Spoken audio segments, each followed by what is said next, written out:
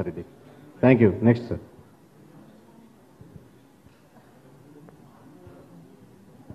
కడప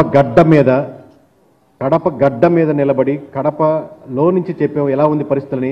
ఈరోజు మీ ముందుకు వచ్చి కడప ఎలా ఉందని సహజంగా ఎక్కువ మంది కొనేది కడప సొంత జిల్లా కదా, వైఎస్ఆర్సీపీకి మెజారిటీ స్థానాలు గెలుచుకుంటుంది, ఇలా ఉంటుంది సార్ ఓవరాల్గా. కానీ ఏ నియోజకవర్గం అయినా ఏ జిల్లా అయినా లాస్ట్ టైం మంగళగిరిలో లోకేష్ గారు ఓడిపించారు. అంటే సొంతంగా ప్రభుత్వం వాళ్ళు నిలబడి ఇక్కడ మేము రాజధాని కడతామని ఓడించారంటే సమీకరణాలు ఎక్కడైనా ఎలాగైనా మారేదానికి 100% ఉంటుందని దానికి 100% ఇది ఎగ్జాంపుల్ సార్.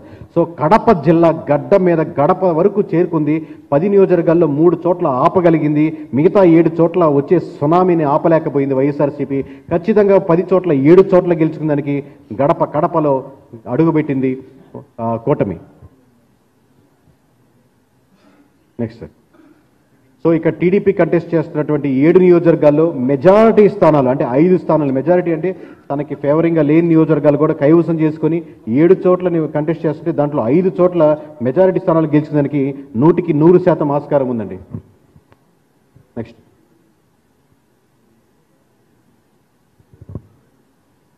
కడపలో జనసేనకి ఎవరు ఓట్లు వేస్తారు, అక్కడికి పోయి ఎవరు ఉంటారు, ఓవర్ లాస్ట్ అంటే ఖచ్చితంగా యాక్సెప్ట్ చేయదగ్గ నియోజకవర్గం ఏంటంటే ఇక్కడ జనసేన కంటెస్ట్ చేస్తున్నటువంటి నియోజకవర్గం ఆబ్వియస్లీ చాలా టఫ్ ఫైట్.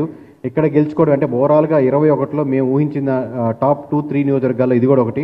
సో ఖచ్చితంగా ఇక్కడ కష్టంగా ఉంటుంది అనుకున్నాం. కానీ ఫ్లో ఆగలేదు, ఓట్ బ్యాంకింగ్ ఆగలేదు. పోస్ట్ పోల్ జరిగిన తర్వాత మేము కాన్ఫిడెంట్గా చెప్పిందంటే ఆ ఒక్క నియోజకవర్గం కూడా ఖచ్చితంగా జనసేన గెలిచడానికి 100% ఆస్కారం ఉంది.